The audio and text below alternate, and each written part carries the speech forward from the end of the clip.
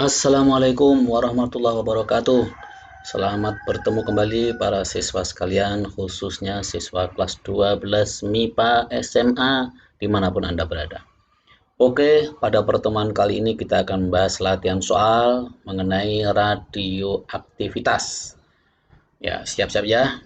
Kita mulai dari soal yang pertama. Massa unsur radioaktif satu fosil ketika ditemukan adalah 0,5 gram. Diperkirakan massa unsur radioaktif yang dikandung mula-mula adalah 2 gram. Jika waktu paruh unsur radioaktif tersebut adalah 6.000 tahun, maka umur fosil adalah, ya, kita perhatikan dari soal ini, ya, 0,5 gram ini adalah unsur yang tersisa pada saat ditemukan, ya, berarti NT ya ini. 0,5 gram itu adalah NT. Sementara 2 gram ini adalah unsur awal, perkiraan unsur awal. Dan 6.000 tahun adalah waktu paruh.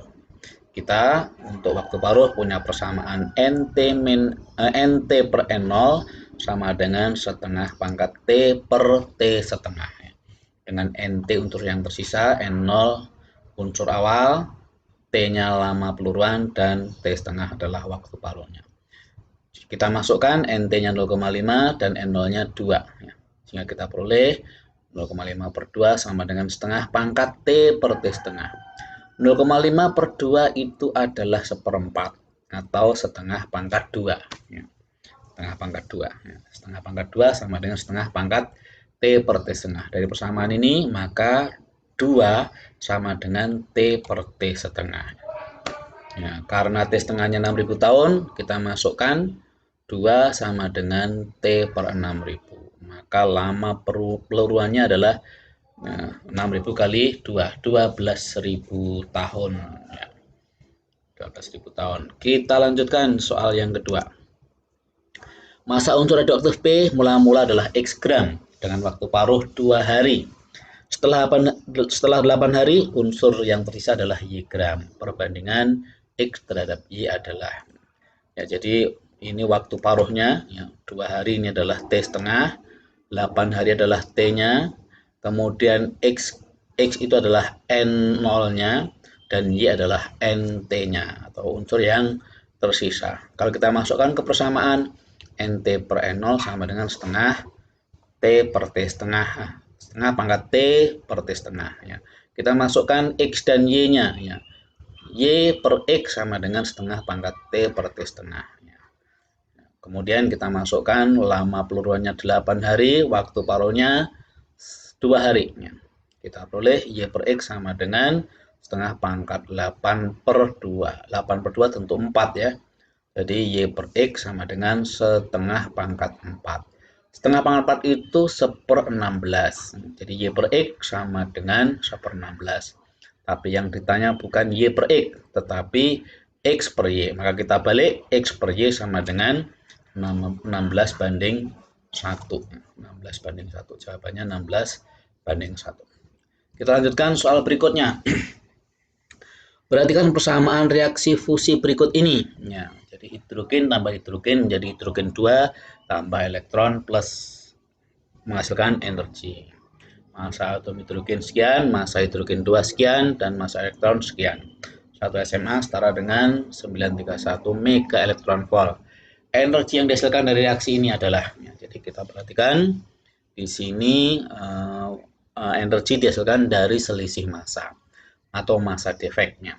Massa hidrogen atau sama dengan proton, ya, 2 proton, ya, digabung maka hasilnya adalah 1,001 ditambah 1,001 menjadi hidrogen 2-nya 2,014 ditambah 0,06 SMA plus energi. Ya, hasilnya 2,0022 menjadi 2,20 ditambah energi. Ya, di sini energi yang dihasilkan itu adalah energi dari massa defek, selisih massa. Ya. Jadi selisih massanya adalah delta M kali 931. Selisih massanya adalah 2 dikurangi 2,020 ya, kali 931. Sehingga kita peroleh 0,02 kali 931 mega elektron volt. maka energi yang dihasilkan adalah 1,862 mega elektron volt. Ya, kita lanjutkan. Masa inti atom karbon 40 adalah sekian. Jika masa atom adalah sekian, masa neutron sekian, maka defek massa pembentukan karbon 40. Jadi ini kita perhatikan, inti ini ya, nama atomnya adalah kalsium ya, kalsium bukan karbon. Kalsium, nomor atomnya 20, nomor massanya 40 ya, berarti protonnya sama dengan 20, kemudian neutronnya adalah 40 dikurangi 20. Banyaknya proton sama dengan 20, banyaknya neutron 40 dikurangi 20, 20 juga. Nah, massa defek adalah massa yang hilang ya, ketika inti itu berkumpul ya. Proton dan neutron berkumpul dalam inti yang persamaan massa defek adalah banyaknya proton kali massa proton ditambah banyaknya neutron kali massa neutron dikurangi massa inti. Nah, X-nya adalah banyaknya proton, amin X adalah banyaknya neutron. Ya. Kita peroleh seperti ini. Ya. Maka massa defeknya adalah 20,156 ditambah 20,174 dikurangi massa inti. Hasilnya adalah 40,33 dikurangi 40,078. Massa defeknya adalah 0,252 satuan massa atom. Jawabannya B. Kita lanjutkan. Apabila inti Ra226 memancarkan zarah alfa dan sinar gamma, maka inti yang terjadi adalah ya. Jadi Ra226 ini ketika memancarkan alfa, maka reaksinya alfa dan gammanya ada di sebelah kanannya. Ra226 menjadi inti lain sambil memancarkan alfa dan gamma. Alfa nomor atomnya 2, nomor massanya 4, gamma nomor atomnya 0, nomor massanya 0. Maka harus berlaku hukum kalah nomor atom dan hukum kalah nomor massa. Karena ini 226, ini 4, maka di sini harus 222 ya. Ini 88, di sini 2, maka di sini harus 86. Nah, jadi inti baru adalah bernomor atom 86, bernomor massa 222. Dia tidak lain adalah Rn ya. Jawabannya adalah Rn86222. Ya, jawabannya adalah B. Kita lanjutkan nomor berikutnya. Atom nitrogen 14 ditembak dengan partikel alfa. Dalam proses itu sebuah proton dibebaskan. Reaksi inti yang dimaksud adalah berarti kalau ditembak berarti yang menembak ada di sebelah kiri tanda panah. Kalau tadi memancarkan ada di sebelah kanan. Jadi persamaannya nitrogen 14 ditambah alfa menjadi inti lain menghasilkan proton ya, tambah 1 proton. Maka harus berlaku hukum kalah nomor atom dan nomor massa. Maka nomor atomnya adalah 7 ditambah 2 dikurangi 1 ya. 7 tambah 2 dikurangi 1 berarti ini 8. Kemudian ini 14 tambah 4 itu ada 18. Di sini ada 1. Berarti di sini harus 17. Maka inti barunya adalah inti yang nomor atomnya 8, nomor massanya 17, tidak lain adalah oksigen 17. Jadi oksigen nomor atom 5, nomor atom 8, nomor massanya 17. Jawabannya adalah B. Kita lanjutkan.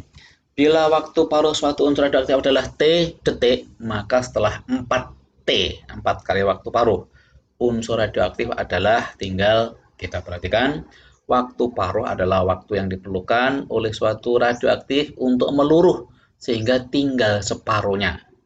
Kalau waktu paruhnya T, berarti 1 kali waktu paruh itu menjadi separuhnya.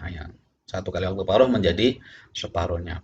2 kali waktu paruh jadi tinggal seperempatnya. 3 kali waktu paruh tinggal separuh dari seperempat, ya, 1/8-nya. Dan 4 kali waktu paruh tinggal separuhnya lagi dari 1/8, 16. Maka ini jawabannya adalah 1/16 bagian. Lanjut ya. Setelah melurus selama 30 jam, suatu unsur radioaktif tersisa sebanyak 25%. Maka waktu paruh dan sisa unsur setelah 60 jam. Seperti tadi, ya, waktu paruh adalah waktu untuk meluruh sehingga tinggal separuh. Nah, kalau tinggal 25% berarti tinggal seperempat. Ya, jadi kita gambarkan logikanya, semula utuh. Ya. Setelah 1 kali waktu paruh, tinggal separuhnya atau 50% ini. 1 kali waktu paruh lagi tinggal seperempat atau 25%. Nah, ini membutuhkan waktu 30 jam.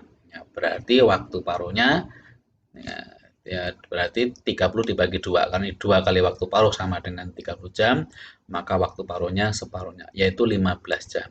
Nah, sekarang setelah 60 jam, berarti 1 kali waktu paruh lagi, berarti 45 jam, hasilnya tinggal 1/8. Ya.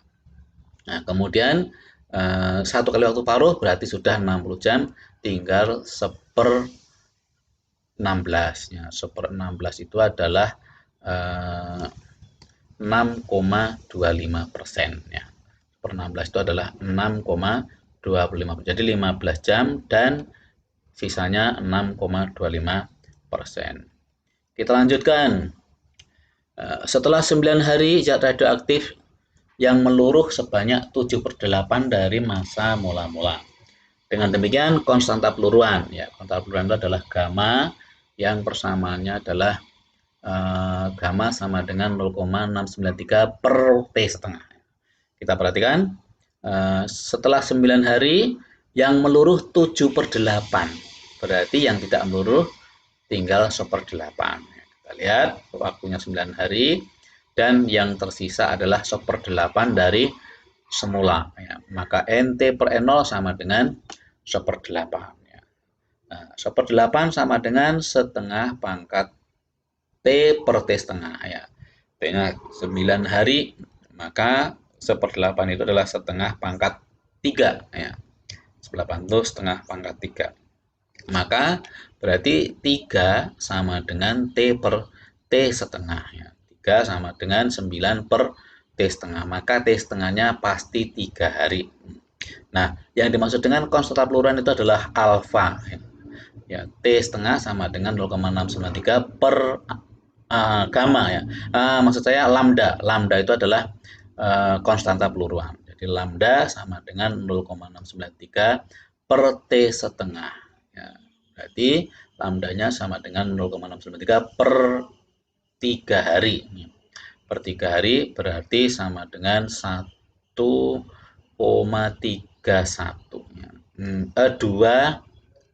2,31. 0,231.